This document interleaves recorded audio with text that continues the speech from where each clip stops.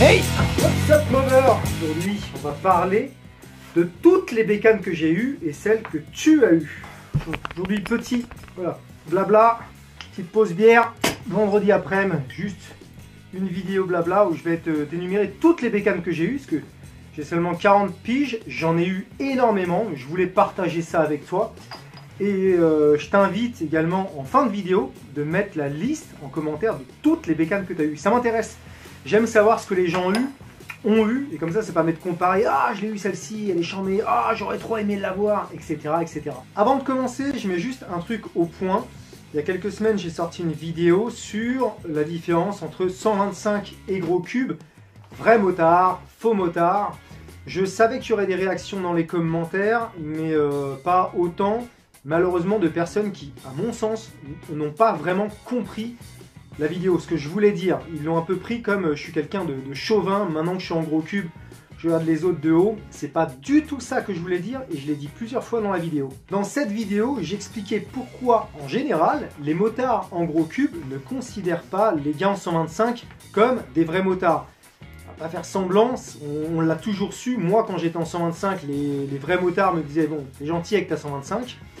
Et dans cette vidéo, puisque moi j'ai passé mon permis gros cube, j'ai essayé d'expliquer pourquoi il y avait cette différence, ce que j'avais compris du coup en passant le permis gros cube, pourquoi du coup les motards en gros cube font une différence entre le 125 et le gros cube. Pourquoi il y a cette différence?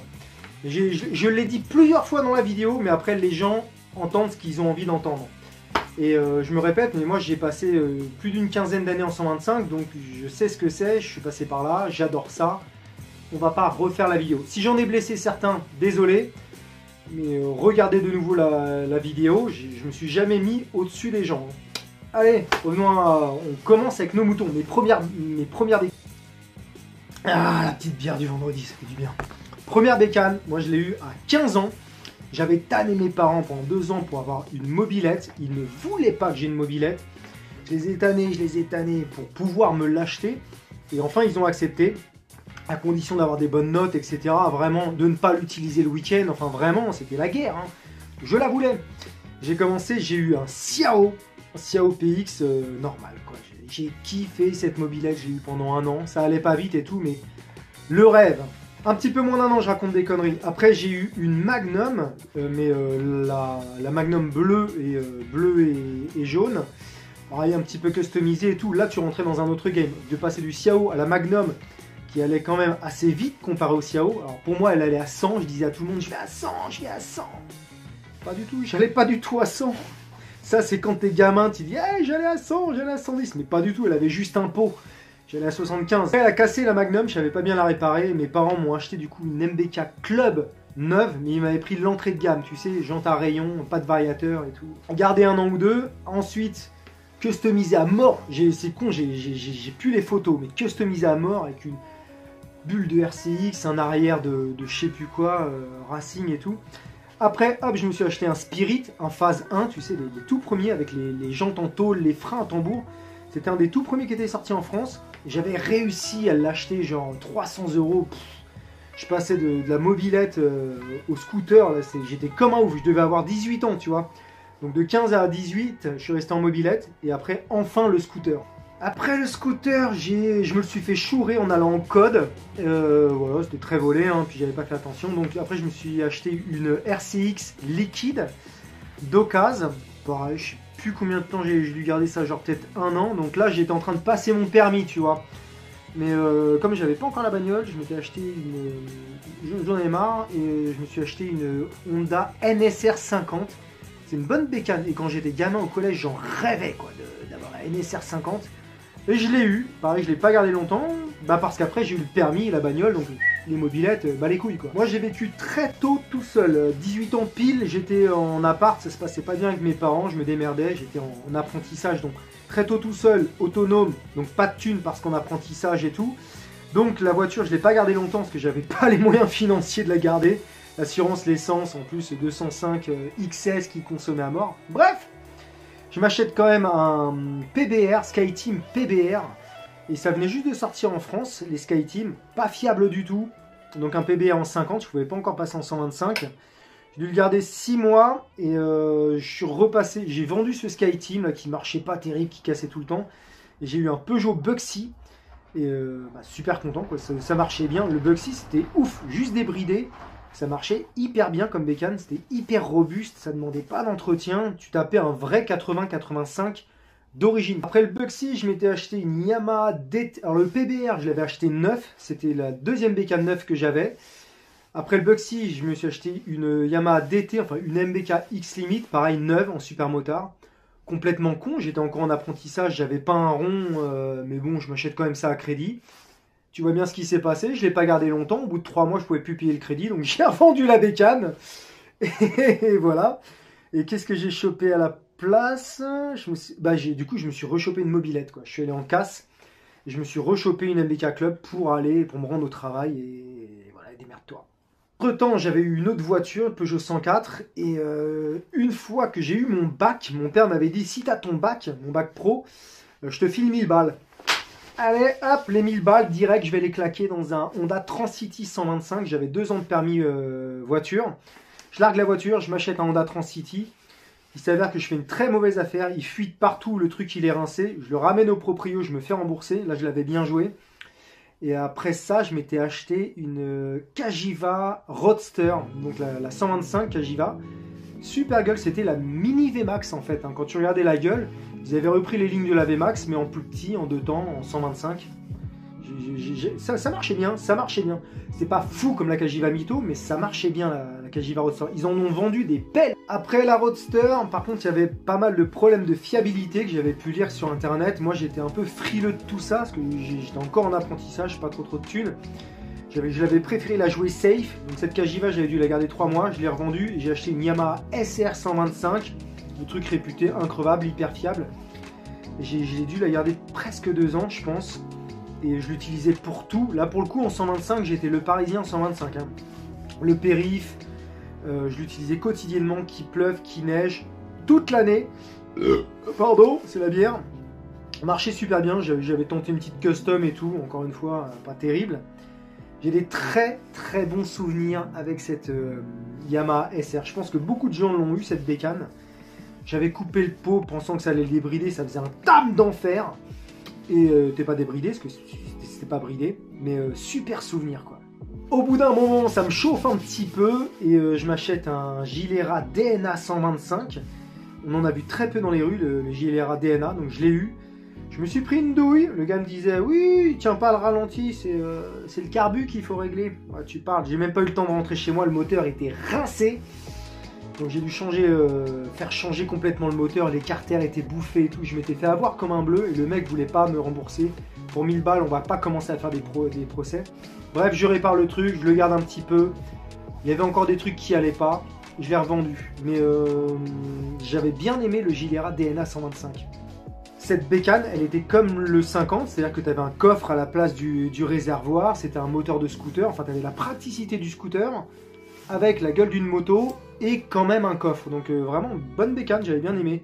Question puissance, c'était un Honda, un moteur Piaggio 125 leader, donc ça marchait assez bien. J'avais quel âge là? Je devais avoir 23 ans je crois. Donc ça commence à faire une paire de bécanes hein, quand même. Hein. Et donc je revends le Gilera DNA, et là je m'achète, je la vois en magasin, je sais plus pourquoi, non je la vois sur le bon coin, une Honda CB 125 Twin. Et pareil, j'aimais bien cette bécane, elle avait une gueule assez particulière, assez carrée, c'était très années 80, tu vois.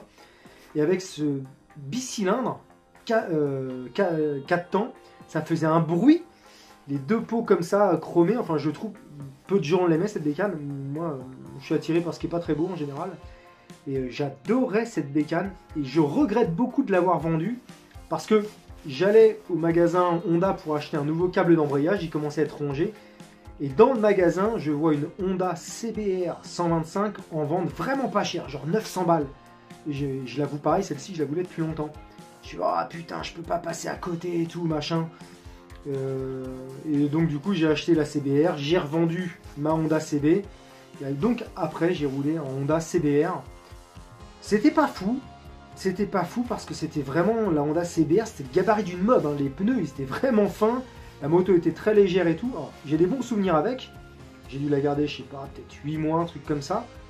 Mais c'était pas un foudre de guerre en termes de moteur. Elle avait pas ce charisme de la Honda CB 125T. Après, c'était moderne, j'étais content. T'avais quand même un compte tour, jauge de température, jauge d'essence. C'était une bécane sympa. J'ai fini par la revendre pour repasser en 50, étonnamment. J'en avais un petit peu marre de me peler le cul, donc je m'étais racheté une bagnole. Je m'étais racheté une AX. Je crois que j'avais une gonzesse à ce moment-là et tout, enfin bref. Mais en même temps, j'avais quand même pris... Ah putain, j'avais oublié celui-ci. Si, j'avais racheté une AX, et le même jour où j'achète mon AX, je suis allé acheter un Kymco Cobra 100 cm3. Ouais, je voulais un truc hyper pratique, donc je voulais la bagnole. Là, j'étais dans le côté pragmatique, quoi. Bagnole, scooter. Et donc, on en voyait très peu comme ça en 100 cm3, un Kymco Cobra. Et ça faisait le taf, hein. Franchement, c'était fiable. C'était en moteur 2 temps. Donc, ça marchait assez bien. Sur le périph', ça suffisait largement. Donc, voilà. Je sais plus combien de temps je l'ai gardé. Pas hyper longtemps. Parce que j'avais pas un coup de cœur pour ce scooter. Et donc, je l'avais revendu. J'étais repassé en 50 et je m'étais acheté un Peugeot GT10. J'avais vu ça sur le bon coin. La mob était pas du tout revenue à la mode. Et je suis dit, ah putain, GT10. Je suis allé me choper ça. Et le GT10, je l'ai bien kiffé ma race. Je l'ai bien utilisé de partout. Et je suis dégoûté. Je me le suis fait chourer devant chez moi pendant la nuit. Je l'avais mis comme ça, comme tous les soirs, sans antivol et tout, parce que c'était une mob, tu sais, c'était plus du tout recherché, enfin, pas du tout recherché, désuet à souhait, tout le monde s'en battait les couilles. Et j'habitais en plus dans un quartier pas craignos, donc je dis pas tous les soirs elle était dehors, mais un soir sur deux. Je la mettais, je me disais, personne va me la chourer dans cette résidence. Je me le suis fait chourer, j'étais dégoûté. Et après le GT10, je me le suis fait chourer, ensuite j'allais partir en Australie, je voulais me débarrasser de tous mes... Je revendais tout ce que j'avais. Et donc je m'étais chopé un Ludix juste pour quelques mois, pour rouler, pour me rendre au boulot, pour faire mes derniers mois en France. Après le Ludix, je l'ai revendu à un pote, et donc je suis parti en Australie quelques temps. Donc là j'avais 26 ans, et j'avais déjà vu 18... Ah non, à un moment donné j'ai eu entre le GT10 et le Ludix, où pendant ces bécanes-là j'ai eu un Chapi que j'avais trouvé dans ma résidence, hein, dans mes appartements, le truc qui traînait comme ça dans le garage à vélo depuis au moins 20 ans, je l'avais retapé, j'avais roulé avec. Je l'avais revendu. Donc 26 ans, j'avais déjà vu 18 véhicules. Après, je reviens en Australie. Qu'est-ce qui se passe? Je m'achète une Suzuki GN. Pareil, la moto m'a toujours été passionné et tout, machin, mais j'ai mis un petit peu de temps après être revenu. Oh, quoique. 4 mois après être revenu. Et je vois cette petite annonce sur le bon coin, une Suzuki GN à vendre 300 balles. Un parisien, tu vois, genre... Cap d'embrayage cassé, je suis en galère, je la vends comme ça. Elle était très bien. Je suis revenu, mais je suis allé la chercher dans Paris. J'avais ramené un câble de vélo sur place dans les rues. Je te bidouille un truc pour pouvoir rentrer avec. Moi, mes parents habitaient dans les... Bon, dans les suburbs. Petite couronne de Paris. Donc bref, je rentre avec. Je la garde quelques temps, je passe l'été avec. Donc là, tu vois des photos où il y avait... J'étais avec ma femme, que j'ai rencontrée en Australie d'ailleurs. On a bien kiffé avec. Et je l'avais carrément... Cette bécane, je l'avais emmenée en saison. En revenant de voyage et tout, après j'étais parti, je faisais les saisons. Donc l'hiver à la montagne, à faire le ski. L'été, station balnéaire. Entre les deux, à l'étranger. Et donc, pendant ma saison d'été, où je dormais en camping, j'avais démonté la bécane. Je l'avais foutu dans ma Twingo avec mes affaires, mon surf, ma guitare, parce que je passais 4 ou 5 mois en camping pour faire ma saison. Je travaillais dans la restauration. Et où je voulais en venir? La saison était terminée, je voulais pas ramener la moto, je l'avais vendue sur place. Donc je fais ça, après je fais mes saisons, tout ça. J'ai plus de moto pendant environ 2 ans. Et au moment où je me restabilise, je me rachète une Yamaha SR. Parce que ça marche, parce que c'est fiable. Voilà, SR 125. Pareil, customisé, pas un truc de ouf. De toute façon, je peux pas m'empêcher de customiser des trucs. Avec du bon goût ou pas tout le temps, ça dépend. Voilà. J'ai perdu le fil là de raconter ma vie. Qu'est-ce qui s'est passé après ça? Ah oui, alors la SR, elle avait plein de problèmes au bout d'un moment. Et comme je gagnais assez bien ma vie, j'ai fait, vas-y, tu sais quoi, je m'en bats les couilles.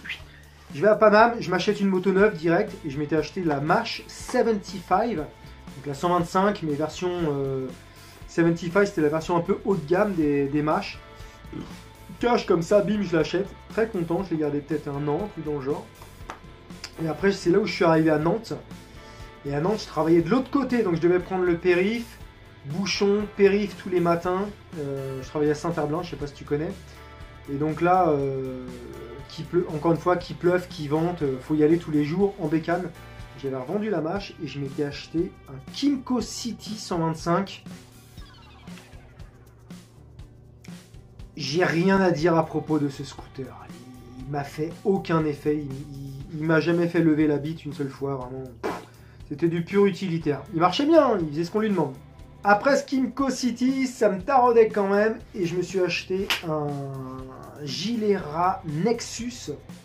Les maxi scooters. Super scooter. D'ailleurs, l'anecdote, je suis le roi des cons. J'achète ce scoot, super content et tout, machin. J'avais fait une bonne affaire en plus. Pas trop kilométré, bien entretenu.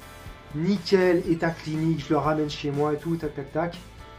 Et comme je me crois plus malin que tout le monde, malgré que le mec m'ait dit que la révision était faite et tout, je vérifie le niveau d'huile pour voir si tout est ok, si la couleur est bonne. Je vérifie, tout est ok, très bien. Je prends le scooter le lendemain, et puis au bout de 15 km/h, gros bruit, le moteur qui s'arrête et tout. Je regarde, plus de bouchon d'huile. Je l'avais pas revissé. Ou je l'avais mal revissé, quoi. Je sais pas ce qui s'est passé, mais j'avais vérifié l'huile. J'ai pas serré assez fort. J'ai roulé comme ça, il a perdu l'huile. J'ai complètement niqué le moteur. Au bout d'une journée, j'étais le roi des cons. Cette histoire me hantera jusqu'à la fin de mes jours. Bref, j'ai niqué le truc, donc je l'amène en concession. Le mec m'annonçait genre 4000 € de réparation. Non, certainement pas. Donc je m'achète une TDR 125, quelques mois plus tard, parce que j'avais plus trop de thunes. Je m'achète une TDR 125, et entre-temps, mon beau-père, très gentil, j'aurais dû lui demander dès le début, parce que c'est une tronche le gars, il m'a réparé le Gilera pour 200 balles, quoi. C'est comme quoi, des fois, tu vas en concession, eux, ils cherchent pas en concession, ils changent toutes les pièces. Même si c'est encore ok, ils changent tout. J'en sais quelque chose, j'ai bossé un petit peu en concession, je vois comment ça se passe. En même temps, je les comprends. Tu vas pas commencer à réparer un truc, si le gars revient et te dit c'est mal fait, bah c'est pour ta pomme. Où j'en étais, donc le beau-père répare le Nexus, je le revends, je garde la TDR 125 pendant 1 an ou 1 an et demi, super bécane la TDR. Beaucoup de gens en ont eu, et fiable, ça marche bien, bon gabarit, elle a beaucoup de choses, j'en ai fait les éloges dans une vidéo qui s'affiche ici ou là, super bécane. Après cette TDR 125, j'en avais fait un petit peu le tour, et là il y avait le Dax qui me faisait de l'œil depuis longtemps. Donc je vends la TDR, ouais, j'ai dû la garder 2 ans je pense la TDR, je sais plus quel âge j'avais, je devais avoir 34, 35 ans. Je m'achète un Dax 110 cm3, je l'achète pas très cher, genre 800 €. Je lui fais une custom de ses morts au Dax. Il a eu 2 customs, un en verre et après j'avais fait le cadre à nu. J'avais fait pas mal de vidéos à ce sujet, ça avait plu. Il faisait un super bruit, bref, j'avais kiffé petite bécane comme ça on va se l'avouer, hein, c'est une bécane de ville. Hein. Des fois je prenais le périph' avec, mais il faut vraiment qu'il y ait personne, quoi. Ou faut qu'il y ait beaucoup de monde pour pouvoir passer entre les bagnoles. Mais ça va pas vite, c'est pas... La moindre voiture qui passe à côté de toi, tu te prends un coup de vent et tout. Bref, super truc. Et après ce Dax 110 cm3, je m'étais acheté une Brixton Crossfire. Pareil, celle-ci, je l'ai achetée neuve. Et bonne bécane. Je l'ai pas gardée hyper longtemps, j'ai dû la garder genre 1 an. Avec, j'avais fait un road trip, j'étais parti jusqu'à Biarritz avec. Donc ça fait un bout quand même, hein, c'est faisable. Je m'étais quand même cassé le cul, hein, je referai pas de road trip sur une mini moto comme ça. Mais c'était bien, c'était une bonne bécane, franchement, entre les Honda qui te vendent, ils ont refait les Dax, ils font les Honda MSX, les Honda Monkey, donc ils vendent ça, je sais pas, 4 ou 5 000 €, c'est 125. La Brixton Crossfire coûte 2 000 €, maintenant elle doit coûter peut-être 2003, 2005. Franchement, elle valait le coup. Enfin, moi, pour l'avoir gardée 1 an, après, elle est dans un garage et tout, mais bonne bécane. Franchement, bonne bécane. Nickel, je vous la conseille. Après ça, je voulais un petit peu de sensation et je me suis acheté une Yamaha TZR 125. Pareil, j'ai présenté sur la chaîne. Pareil, très bonne bécane. Alors, encore une fois, on est un petit peu sur le gabarit d'une mobilette. Hein. Ce dont je parlais dans ma vidéo sur les 125. Oui, ça va vite, oui, c'est bien, mais bon, c'est une grosse derby, même pas, c'est une derby, quoi, tout simplement. Mais bon, j'ai bien aimé cette bécane. Et ensuite, bah, je passais mon permis moto. Donc, bah, vendu la TZR. Et les motos que j'ai eues ensuite, j'en ai pas eu beaucoup des gros cubes. Hein. Ça fait pas très longtemps que j'ai le permis, ça doit faire 2 ans et demi. Suzuki GSE 500 que j'ai acheté à McBrank, au daron de McBrank d'ailleurs. Très bonne bécane, j'ai adoré cette bécane. Et je m'en suis séparé d'ailleurs parce qu'elle a cassé. Au bout d'un moment, j'avais fait beaucoup de réparations dessus et elle a fini par casser. J'ai pas voulu réouvrir le moteur, c'est bon. J'avais acheté ensuite un Honda Dominator 650 avec lequel je m'étais dit que je ferais de la dirt bike avec. Très mauvaise idée. J'arrêtais pas de me casser la gueule, c'est pas du tout fait pour. C'est fait pour faire du trail et voilà, mais pas pour suivre les potes en dirt bike. Et après tout ça, bah, qu'est-ce que j'ai eu? J'ai eu la Suzuki GSX-R que tu vois là. Et voilà, très bonne bécane. Bah, pour l'instant, elle reste là. Et c'est tout. Et c'est tout. Et ça fait quand même pas mal de bécanes. Donc j'en ai compté 30. J'ai eu 30 motos au total. Je compte pas encore toutes les mobilettes. Les mobilettes, pareil, j'en ai eu énormément. Je les ai comptées depuis la création de la chaîne. Depuis que je fais voilà, du YouTube mobilette sur Internet. Je vous ai présenté 23 mobs sur la chaîne. Ça fait quoi? Ça doit faire 7 ans que j'anime la chaîne. Et encore au début, j'y allais doucement. Je suis énervé. Hein. Chaque année, j'en sors pas mal des mobilettes. Il y a encore celle-ci derrière. Tu as dû voir les épisodes où tu les verras. Ça en fait 30, 50, 53 deux roues dans ma vie. J'ai 40 ans. C'est pas mal quand même. J'adore les bécanes. Et maintenant, je vais te dire les bécanes que j'aurais adoré avoir. Et c'est aussi pour ça que je change aussi souvent. C'est que je les veux toutes. Je veux toutes les goûter, toutes les essayer. Je peux pas toutes les avoir. Donc, comme je suis pas matérialiste, et bah, tu les vends et puis tu en prends une nouvelle. Et c'est un nouveau souvenir. Ça reste que du matos, hein, c'est... Les bécanes que j'aurais adoré avoir, que j'ai pas eu, il y avait la Ryuju Matrix RS2, celle-ci quand elle est sortie, je la voyais sur les catalogues, la Mob Shop, mais j'étais hypnotisé par cette bécane, je me disais, mais si j'ai ça, mais je suis le baiser de la ville, quoi, elle est magnifique cette bécane, et j'ai jamais eu, après je suis devenu trop grand pour avoir envie de m'acheter une 50 à boîte, c'est pas un truc que j'achèterais quoi. Il y avait également la Derby GPR 50, c'est cette Derby qui ressemblait à la Ducati 996. J'adorais cette bécane, magnifique. Pareil, j'en ai rêvé plusieurs fois. Arrivé à 18 ans, plusieurs fois, pareil, ça m'a tenté. Là, tu sais, quand j'étais en apprentissage, que je faisais des conneries avec mon argent, ça m'a tenté plusieurs fois d'aller m'acheter cette bécane à crédit. Ça commençait à faire un billet et là, quand même, je me suis dit non. Fais pas cette connerie, mets pas autant d'argent dans un 50 à boîte, surtout que tu vas avoir le permis voiture. Et super bécane, de super ligne, j'adorais. Il y en a plein, ce sera la RS50. Moi j'aimais bien, mais j'étais plus en team Derby, tu vois. En 125, celle que j'ai toujours voulu avoir également, mais c'est toujours un peu une faute de moyens, c'était la Yamaha TZR Belgara, donc la TZR Phase 2. Magnifique, mais magnifique cette bécane. Quand j'ai acheté ma TZR, là, moi j'ai eu la phase 1, je me suis longtemps quand même questionné à ne pas prendre la phase 2, parce que la différence de prix n'était pas énorme non plus, j'avais les moyens de m'acheter la phase 2, mais j'aimais bien la phase 1, j'aime bien le vintage et tout, donc peut-être qu'un jour j'aurai la TZR phase 2, après si je reviens en 125, je vois pas l'intérêt de choper ça quoi. Si je reviens en 125, je prendrais vraiment une vieille ou une... Suzuki GT 125 bicylindre, 2 temps, un truc dans le genre, tu vois.